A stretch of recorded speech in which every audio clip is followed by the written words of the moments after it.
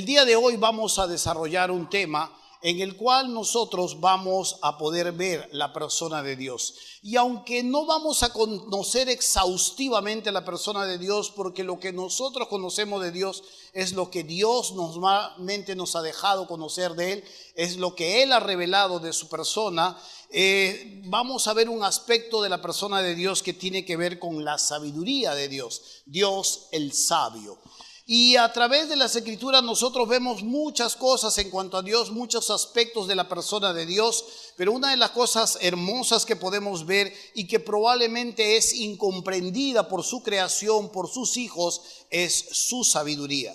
Jessie es el nombre de una misionera. Ella sintió en el corazón, junto con su esposo, ir hacia una de las tribus en el África. Uno de los grandes problemas con Jessie era que no podía tener hijos. Lo habían intentado de muchas maneras, ya habían seleccionado, ellos habían sido elegidos para ir hacia esta tribu y se acercaba el día en que tenían que partir hacia este lugar. Ella ha sido una de mis profesoras en uno de los cursos que yo he tomado y he pedido permiso para que yo pueda contar su testimonio. Pero estaba desesperada tratando de poder llegar a embarazarse. Junto con su esposo, su anhelo era poder llegar a tener 2 hijos y partir a las misiones. Sabía que si sus hijos nacían en el país de donde ella iba a partir, más adelante podrían gozar de algunos privilegios y de una u otra manera volver cuando ellos quisieran. Pero no salió embarazada. Visitaron un médico, visitaron otro, visitaron especialistas y ella no podía salir embarazada. Hasta que de pronto decidieron la gran idea de poder adoptar. Y empezaron a hacer todos los trámites para poder adoptar 2 criaturas o a lo mínimo una. Cuando empezaron todos estos trámites, las puertas se iban cerrando una y otra vez. Y ella empezó a pensar en cuanto a si Dios comprendía lo que ella exactamente sentía. Empezó a pensar si Dios estaba al tanto de sus sentimientos, si Dios estaba al tanto de sus expectativas, así como ella estaba al tanto de las expectativas de Dios de llevar el evangelio a otras criaturas. Y empezó a dudar un poco acerca de si Dios realmente le iba a dar un hijo o una hija. Y ella no salía embarazada. Llegó el día en que iban a partir hacia el África y no le dieron las buenas nuevas de que iba a adoptar un hijo, y así que partieron así sin hijos al África. En el África llegaron a una tribu y se afincaron ahí. Y en esta tribu era un oprobio ser estéril. Una de las cosas que ella empezó a sentir la presión es que ser estéril en medio de esta tribu era un oprobio para la tribu. Y empezó a sentir de una u otra manera la presión por esta situación. De pronto, Jessie, en el momento menos pensado, empezó a tener los síntomas de un embarazo. Al principio no lo podía creer, no lo quería creer, era la palabra más exacta que ella nos dijo. Ella ya le habían diagnosticado que ella no podía tener hijos, y cuando empezó a sentir este sueño y estas náuseas, ella lo empezó a relacionar con el estrés o cualquier otra cosa. Su esposo le dijo: creo que estás embarazada. Y ella le dijo: eso es imposible, le dijo. Lo hemos intentado todo y eso es imposible. Y de pronto esto, que no parecía una buena noticia, llegó a ser una buena noticia. Decidieron un día ir hacia horas más hacia la ciudad para poder ver con un ginecólogo o poder ver la situación de por qué estaba sintiendo estos mareos. Y le dieron la noticia de que estaba embarazada. Ella no sabía si saltar con un pie o qué hacer. Estaba muy feliz. Pero había salido embarazada en un momento muy crucial, cuando justamente la tribu había empezado a mirarla con otros ojos. La tribu ya empezaba a mirarla con otros ojos hasta que la tribu se enteró de que ella estaba embarazada. Y el embarazo y la fecundidad en esa tribu se celebraba a lo grande. De pronto, cuando ella menos lo pensó, empezaron a rodear la cabaña donde ella estaba viviendo y empezaron a llegar con un sinnúmero de regalos. Empezaron a llegar las familias, empezaron a llegar algunos con algunas cabritas para poder matarla y comer y hacer una gran celebración. En ese momento ella no lo podía creer, porque hasta ese momento este oprobio estaba cerrando las puertas del evangelio a estas personas. Ellos no podían conectarse con nadie con el evangelio. Pero en este momento que había salido embarazada, las puertas empezaron a abrirse y empezaron a ser aceptados dentro de la gran comunidad y empezaron a ser felicitados, arengados, y empezaron a abrirle las puertas para poder escuchar el mensaje del evangelio. Ella, cuando contaba esta historia, caía en lágrimas porque decía: solo Dios sabía en qué momento me iba a dar un hijo. Solo Dios sabía el momento exacto y el tiempo exacto y el lugar donde Él iba a dejar que mi útero se fecundara. Y fue interesante, porque ese fue un momento para abrir el evangelio a una tribu que en ese momento estaba cerrada, y muchos empezaron a convertirse y muchos luego empezaron a ser discipulados. Dios es sabio y Dios sabe exactamente las formas en cómo va a actuar. Estemos nosotros de acuerdo o no, lo comprendamos o no lo comprendamos, lo aceptemos o no, Dios es sabio. Y esta es una de las grandes verdades que nos acompañan a lo largo de nuestro tiempo como iglesia. Necesitamos entender cada situación, cada aspecto que atravesamos, no solo como iglesia, sino a su vez como seres individuales que componemos la iglesia, que cada una de estas situaciones, sea a veces por decisiones muy independientes o no, o responsabilidad de otros, Dios es sabio. Y cada una de estas situaciones que podamos estar atravesando en nuestras vidas, Dios va a estar obrando su voluntad en plena sabiduría. En Romanos capítulo 11, versículo 33, Romanos capítulo 11, versículo 33, hay una porción aquí en las Escrituras, después de haber Pablo estado meditando durante 9 capítulos en esta carta acerca de la salvación que se ha traído en Cristo Jesús. Pablo decide finalmente hacer una doxología, una celebración, prorrumpe en júbilo para poder sintetizar todo lo que hasta este momento no puede comprender en Dios. Romanos capítulo 11, versículo 33 al 35 dice así: oh profundidad de las riquezas de la sabiduría y de la ciencia de Dios, cuán insondables son sus juicios e inescrutables sus caminos. Porque ¿quién conoció la mente del Señor? ¿O quién fue su consejero? ¿O quién le dio a él primero para que le fuese recompensado? Porque de Él y por Él y para Él son todas las cosas. A Él sea la gloria por los siglos. Amén.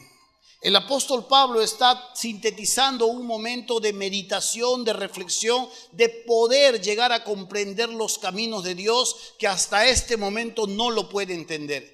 Está citando muy anterior a toda esta porción durante 9 capítulos en su carta. Está tratando de congeniar, de poder explicar más claramente cómo Dios actúa, cómo Dios se mueve, cómo Dios lo hace, y dice finalmente: wow, la sabiduría de Dios es insondable, y nos muestra algunas características muy claras en cuanto a la sabiduría de Dios. Una de estas características es que son insondables, profundas, que no tienen fondo, que no podamos tocar un fondo para poder conocer la profundidad de lo que Dios es en su sabiduría.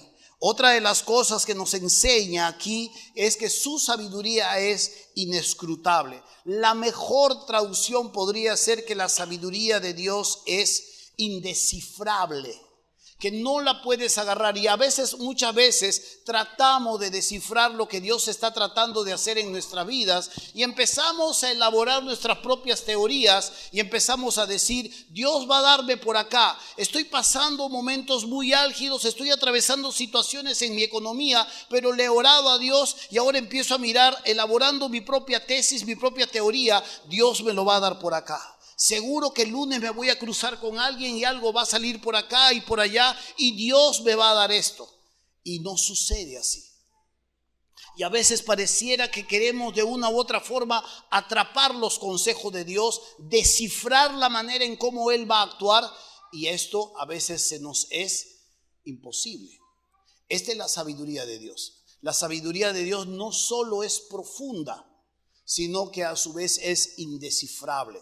Otra de las cosas que nosotros necesitamos entender de Dios es que Dios en su sabiduría no necesita asesoría. Dice, porque ¿quién entendió la mente del Señor o quién fue su consejero? Al ser Dios y al conocer todos los hechos desde el tiempo presente en el que Él vive, Dios sabe exactamente la manera en cómo va a actuar, cómo va a decidir y cómo va a responder a nuestras necesidades o a nuestras peticiones o a las empresas que podamos emprender. Nótese esto como actividades en la vida cotidiana. Dios no necesita que nosotros le digamos a Dios y le aconsejemos. A veces escuchamos algunas enseñanzas un poco torcidas, para decirlo de una manera mucho más suave, en que tú puedes hacer y presionar a Dios y hasta torcerle el brazo a Dios para hacerle decir sí. Esa persona no conoce a Dios. Definitivamente Dios no necesita asesoría. Dios no necesita que uno pueda decirle a Dios, es por la derecha. Dios sabe exactamente el camino que debe tomar. Otra de las características que vemos aquí en este versículo es que la sabiduría de Dios no sufre incremento. No puede sufrir incremento. Cuando uno ve en el versículo 35 dice, ¿quién le dio a él primero para que le fuese recompensado? Él lo sabe todo, Él lo conoce todo y Él definitivamente sabe exactamente qué es lo que va a decidir y qué es lo que va a hacer. Dios es sabio. ¿Qué es, por tanto, esta sabiduría que nosotros estamos tratando de hablar? A lo largo de la historia de la Biblia, la palabra sabiduría ha ido desarrollándose de muchas maneras. En un principio, la sabiduría se ha ido entendiendo como destrezas especiales, habilidades, formas de llevar a cabo una situación X. Conforme ha ido avanzando el conocimiento bíblico, se ha estancado de la manera de conocimiento.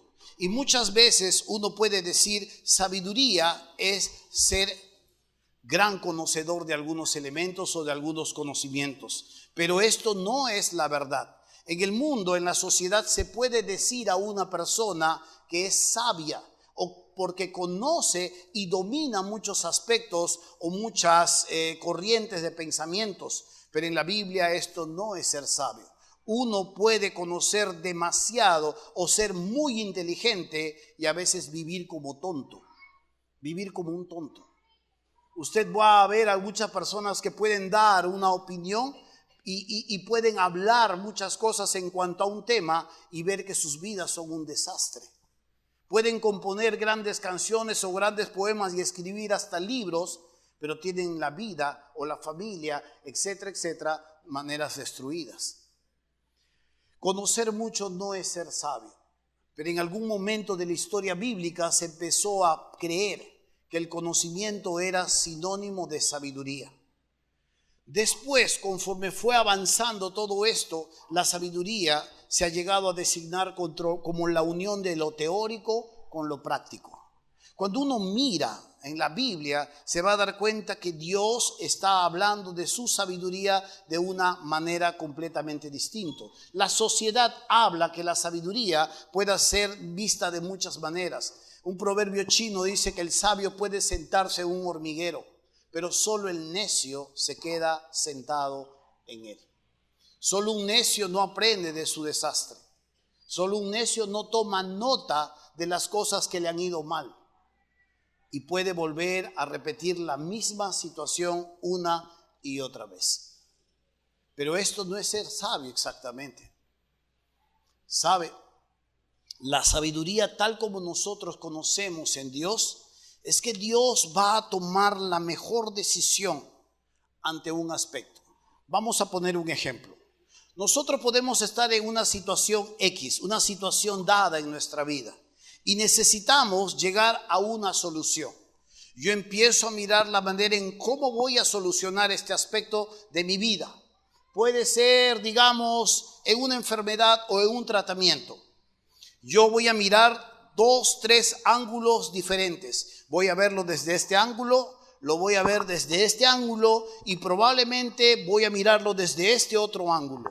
Y voy a tratar de sopesar las consecuencias, voy a tratar de sopesar las diferentes situaciones que voy a tener que atravesar para solucionar esto. Y puedo tomar una decisión y esto puede ser solucionado como tampoco puede ser solucionado.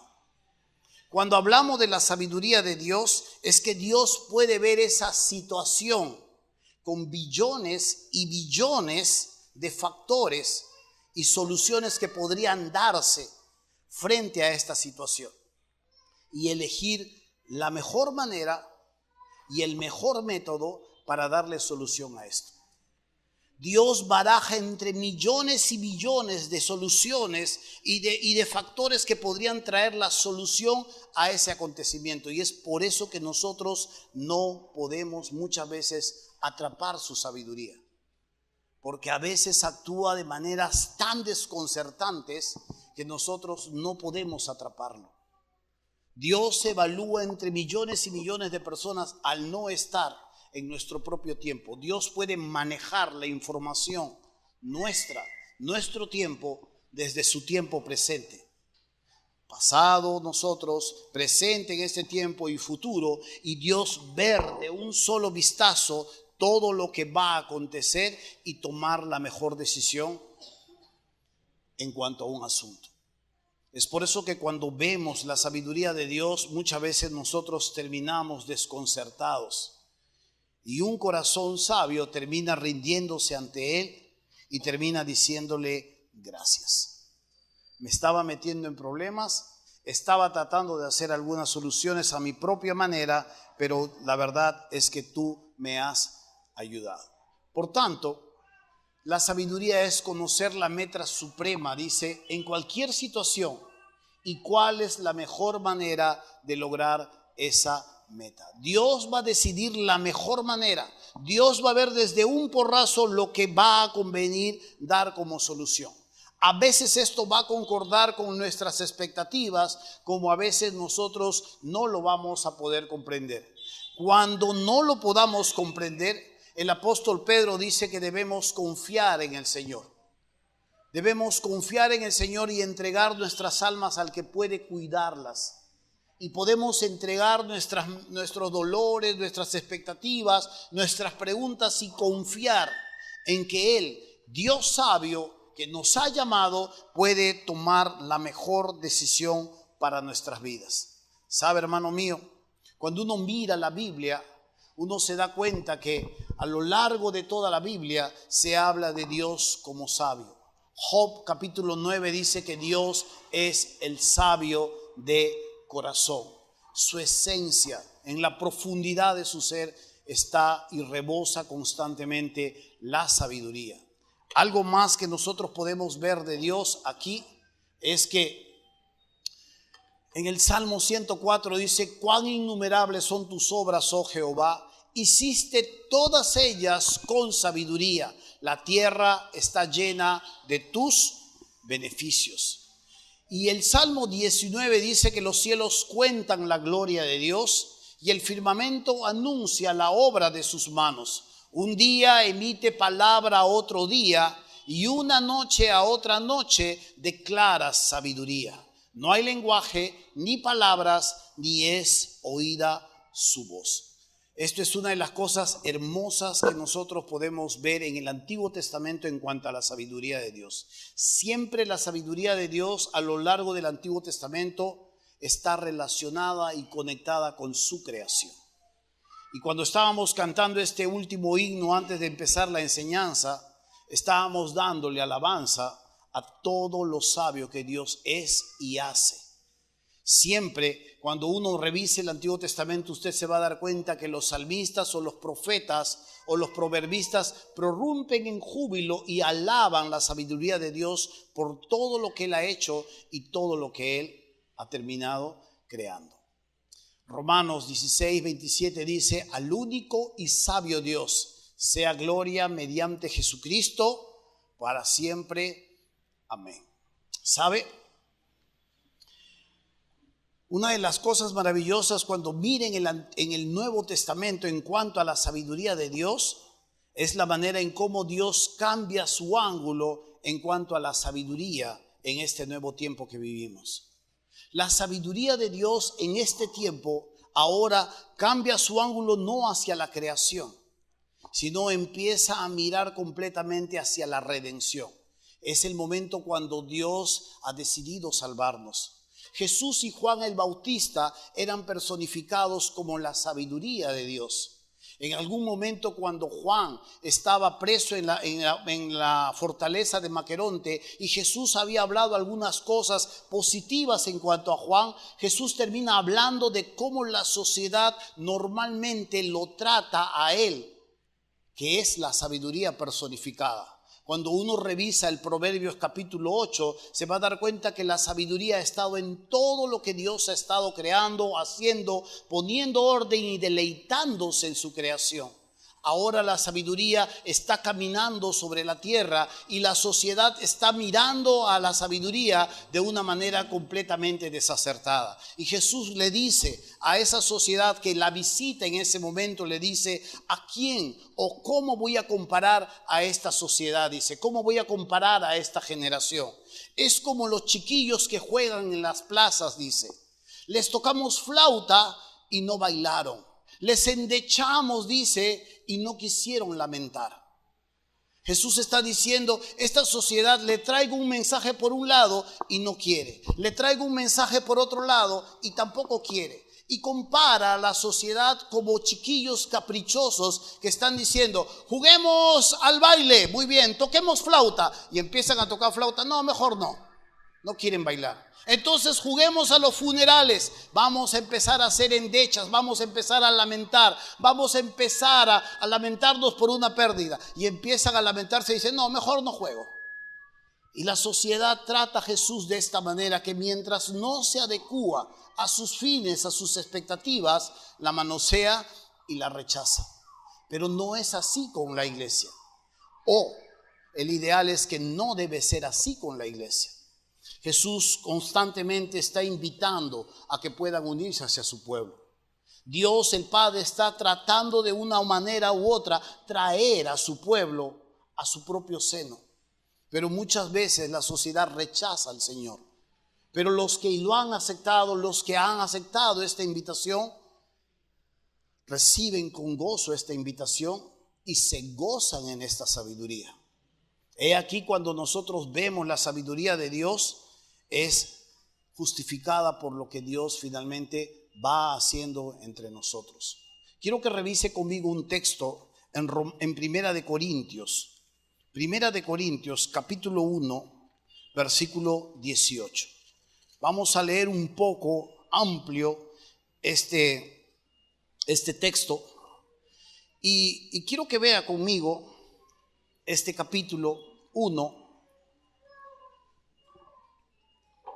y podamos ver cómo la sabiduría de Dios se ha manifestado contra todo lo que nosotros podamos entender o comprender y aceptar como seres humanos. Dice versículo 18: porque la palabra de la cruz es locura a los que se pierden, pero a los que se salvan, esto es, a nosotros, es poder de Dios. Note el primer contraste. La palabra de la cruz es locura, dice, para los que se pierden, o sea, a los que no tienen al Dios, a los que rechazan a Cristo. Para ellos el mensaje del evangelio, la palabra de la cruz, es una locura, es una torpeza, es una piedra de tropiezo. Pero dice: a los que sí hemos aceptado al Señor, dice, esto es, a nosotros los que nos salvamos, dice, es poder de Dios. Y es interesante entender la palabra poder allí porque habla de dunamis, de donde proviene la palabra dinamita. Para nosotros el evangelio, aunque parece simple, aunque parece poco persuasivo y aunque no tiene predicación de tal manera que convenza o manipule o atrape, un evangelio puro, un mensaje puro es poder en nuestras manos. Y esto es lo que Dios dice en cuanto a esta gran verdad. La sabiduría de Dios se va a mostrar a lo largo del Nuevo Testamento de diferentes maneras. Una de las maneras en cómo la sabiduría de Dios se muestra en estos tiempos es la forma en cómo salva a las personas y quiénes son estas personas. Dice el versículo 20, ¿dónde está el sabio? ¿Dónde está el escriba? ¿Dónde está el disputador de este siglo? ¿No ha enloquecido Dios la sabiduría del mundo? Pues ya que en la sabiduría de Dios el mundo no conoció a Dios mediante la sabiduría, agradó a Dios salvar a los creyentes por la locura de la predicación. Porque los judíos piden señales y los griegos buscan sabiduría, pero nosotros, dice la iglesia, predicamos a Cristo crucificado. Para los judíos ciertamente tropezadero y para los gentiles locura, mas para los llamados, así judíos como griegos, Cristo, poder de Dios y sabiduría de Dios. Es bien interesante que cuando el apóstol Pablo estaba predicando este mensaje sencillo del evangelio de Cristo, habían naciones que tropezaban con este mensaje. Los judíos no podían concebir en su mente que este Mesías era pobre, que este Mesías era manso, era humilde. No concordaba con lo que ellos esperaban, no concordaban con su cosmovisión, con su forma de ver la vida, con las expectativas que tenían del que iba a venir. Y para los griegos esto era una locura, porque en su cultura, la materia era mala. Y ellos no podían creer en la resurrección, y ellos no podían creer de esta manera un mensaje tan, pero tan sencillo que no estaba adornado con tanta persuasión.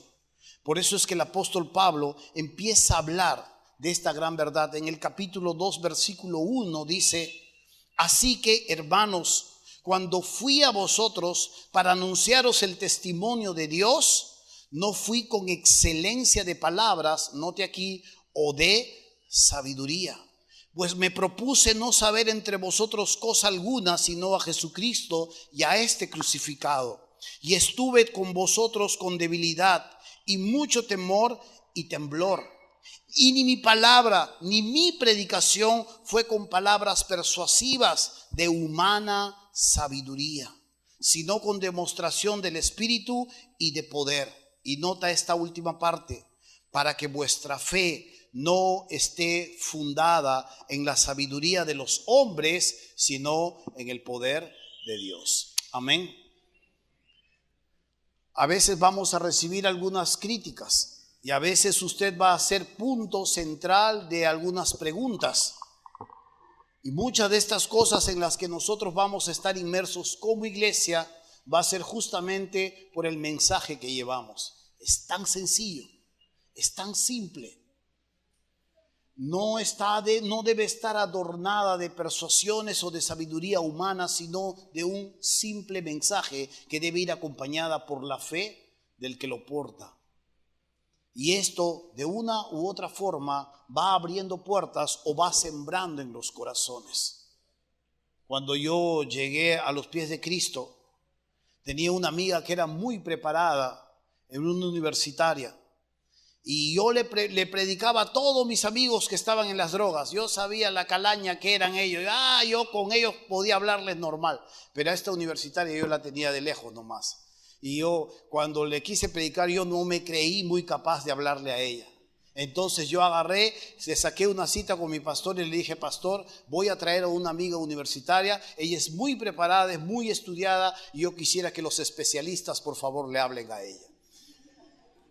pastor me miró y me dijo, ¿y qué le vamos a hablar? Me dijo, no sé, algo mucho más profundo, algo mucho más sabio, porque yo lo único que le hablo es lo que Cristo ha hecho en mí. Suficiente, me dijo, háblale de Jesús. No creo, le digo. Ella me va a empezar a preguntar y va a empezar a citar muchas cosas y yo no sabré cómo responderle. Mejor los especialistas, le dije. Mi pastor ahí tuvo un poco de compasión conmigo, claro está. Recién estaba naciendo, casi me mete un cocacho, ganas no le han faltado. Pero de verdad, a veces pensamos que es así. Pensamos que es así. Que el mensaje debe ir adornado. Que el mensaje tiene que ser tan persuasivo. Pero no, el mensaje es poder de Dios. La palabra que nosotros llevamos tiene vida y va acompañada por el poder del Espíritu Santo. Amén. Y es fe, es confianza en el Señor. Y es por eso que Pablo dice, cuando estuve ahí entre ustedes, Corintios, no estuve con palabras de humana sabiduría ni con excelencia de palabras. Y mi predicación no fue con persuasión, dice. Los falsos o los itinerantes maestros en los tiempos griegos eran personas muy preparadas en diferentes aspectos como la filosofía. Y ellos disertaban públicamente y Pablo era la antítesis de todos ellos.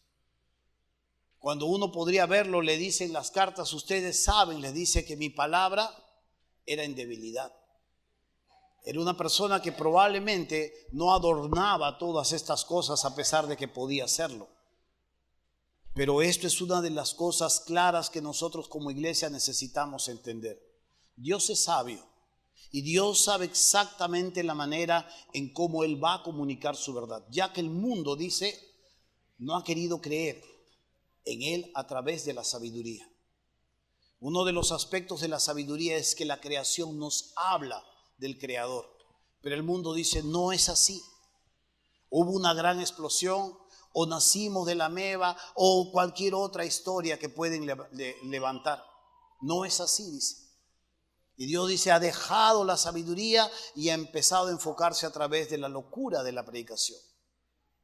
Y los portadores de este mensaje necesitamos creerlo, necesitamos llevarlo y necesitamos transmitirlos hacia los demás que nos escuchan. ¿Sabe? Pero ¿quiénes son estos?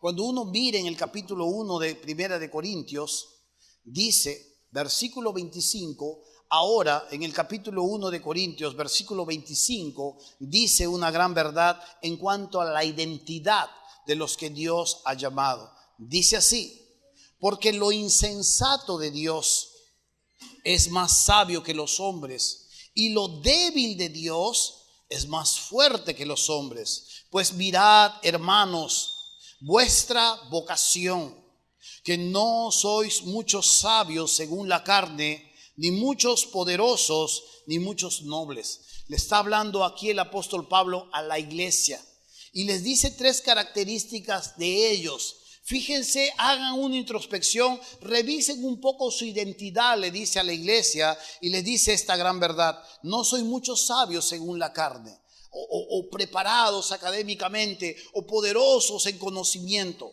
ni muchos poderosos, ni muchos nobles. Sino, dice en el versículo 27, que lo necio del mundo escogió Dios para avergonzar a los sabios. Y lo débil del mundo escogió Dios para avergonzar a lo fuerte. Y lo vil del mundo y lo menospreciado escogió Dios. Y lo que no es para deshacer lo que es. Esta es la identidad de la iglesia. O era nuestra identidad. Amén. ¿Cuántos aquí eran borrachos? No levanten su mano ya. No, tranquilos. ¿Cuántos eran borrachas? Tampoco levanten su mano. Tampoco. Sí, muchos de ustedes caminaban así. ¿Cuántos de ustedes tenían lengua de serpiente? Sí. ¿Cuántos de ustedes siguen teniendo lengua de serpiente? No, ya no. ¿Sí o no? ¿Amén o no? Amén, hermanos, claro. Podríamos enumerar un montón de situaciones que nos han acompañado en la vida y que nos descalificaban en la vida. Y Dios decidió que iba a llamar justamente a los descalificados. Dios decidió en su sabiduría, por eso es que lo más débil de Dios es más sabio, más fuerte que nosotros. Dios decidió en su sabiduría llamar a lo descalificado, llamar a lo menospreciado, porque Él es el centro de las cosas. Y se cumple lo que dice el versículo 29, dice, a fin de que nadie se jacte en su presencia. Ninguno de nosotros puede decir, Dios me llamó justamente porque era un académico, o Dios me llamó. No es esto. Tampoco estoy hablando de su preparación, ojo. Estoy hablando de cómo el pecado moraba en nuestros corazones. El pecado ha sido una realidad en nuestras vidas y ha hecho muchos estragos en nuestras vidas. Hemos sido partícipes o probablemente hemos sido receptores de la responsabilidad de otras personas que vivían también en pecado. Pero de una u otra forma fuimos magullados, fuimos pisoteados o también fuimos actores principales de algunos hechos que probablemente hoy día ni quisiésemos acordarnos. El pecado sigue siendo una realidad en nuestras vidas, pero ha sido dominado. Y ahora Dios nos ha dado libertad de ese pecado. Amén. Eso es lo que necesitamos entender en esta noche. Lo que hoy podemos hablar no es para jactarnos, no es para sacar pecho, no es para decir Dios me llamó justamente porque tenía mucho que aportar en el reino. Al contrario, Dios te llamó porque no tenías mucho que aportar. Te ha limpiado, te ha perdonado, te está capacitando y ahora te está usando. Amén. La sabiduría de Dios. Dios es sabio y siempre será sabio. Hay algunos momentos en los que nosotros no podremos entender definitivamente.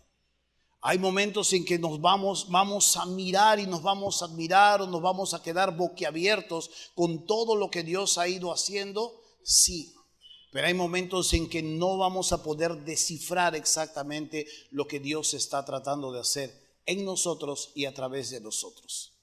Paso a paso, momento a momento, día a día, situación a situación, enseñanza a enseñanza, Dios está labrando en nuestros corazones el carácter de su Hijo. Y nuestra identidad ha quedado en el pasado. Pablo le hablaba a los corintios también esta misma situación. Pablo le decía la gran realidad de que muchos de ellos eran borrachos, eran adúlteros, eran homosexuales, eran sodomitas. Muchos de ellos, esto eran algunos, les dice. Algunos de estos eran así, pero ya no son así. Han sido limpiados, han sido lavados en Cristo Jesús. Mañana vamos a atravesar nosotros elección. Algunos de ustedes van a empezar a votar. Algunos ya van a votar. Algunos de ustedes ya no tienen que votar. Pero igual van a ir. Algunos ya está. No voy a profundizar ahí. Pero sabe, es necesario que vayamos a votar. En esta parte hay muchas escuelas en las que nosotros podemos opinar en cuanto a cómo voy a votar. A veces como cristianos decimos, voy a votar por un candidato cristiano. ¿Eso es correcto o no es correcto?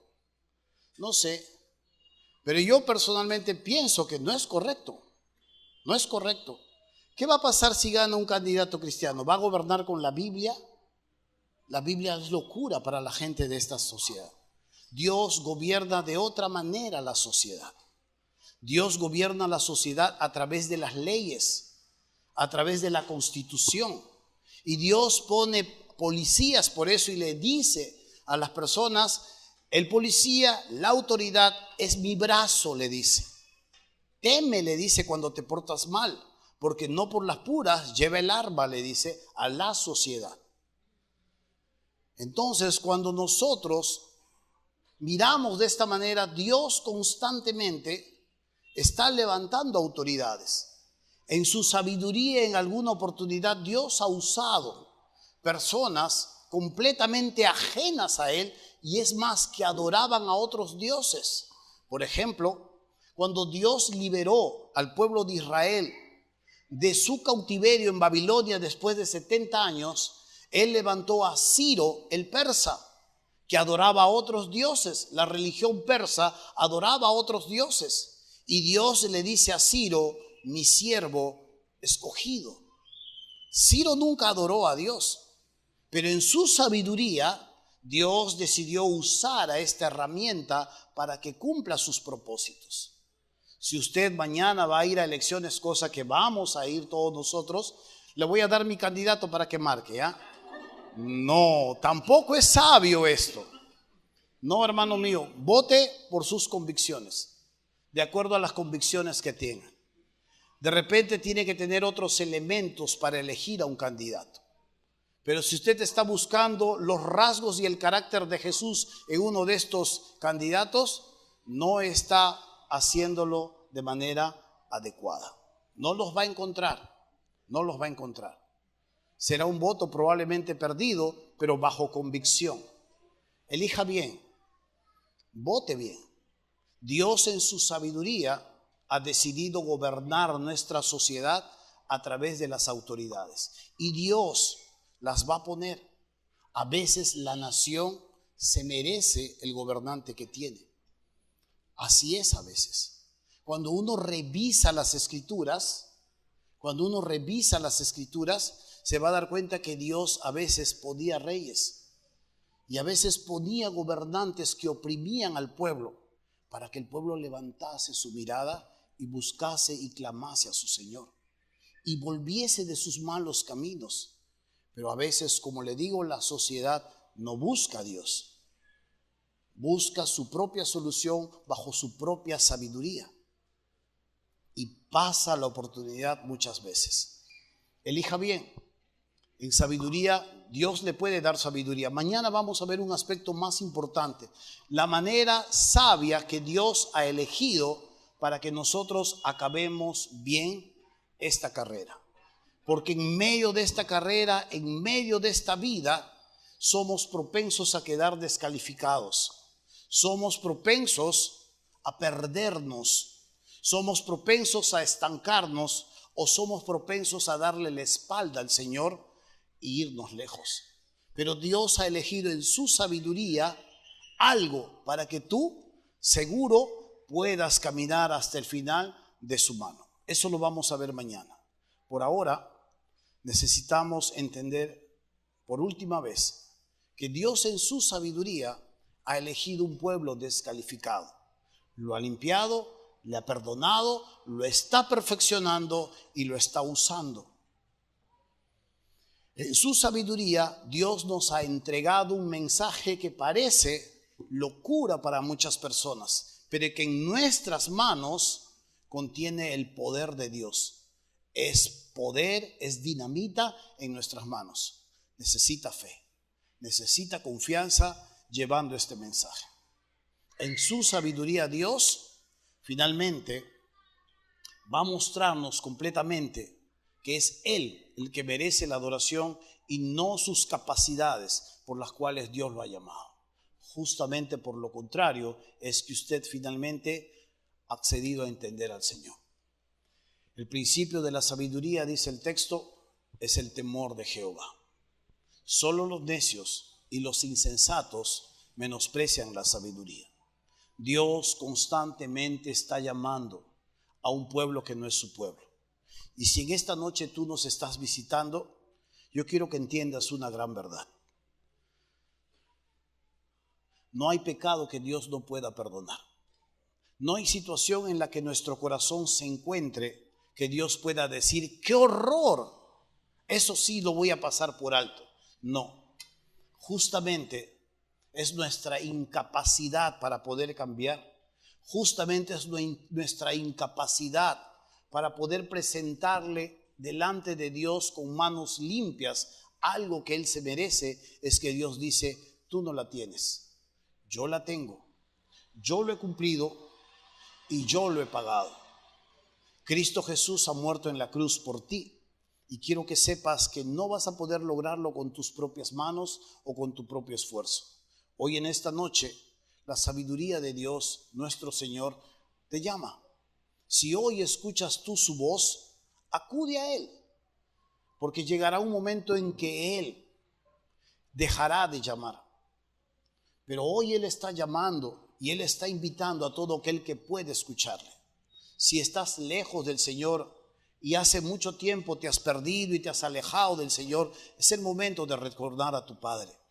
Pero si tú eres una de las personas que aún todavía no has tenido un encuentro con Dios, es el momento para decirle a Dios: aquí estoy. No tengo nada que ofrecer, pero sé que tú has pagado mis pecados en la cruz del Calvario. Vengo a ti tal como soy, tal como estoy. Perdona mis pecados, dame el perdón de mis pecados y dame también la vida eterna. Dios promete la vida eterna y el perdón de nuestros pecados para todo aquel que lo llegue a aceptar. Pongámonos de pie y terminemos este tiempo.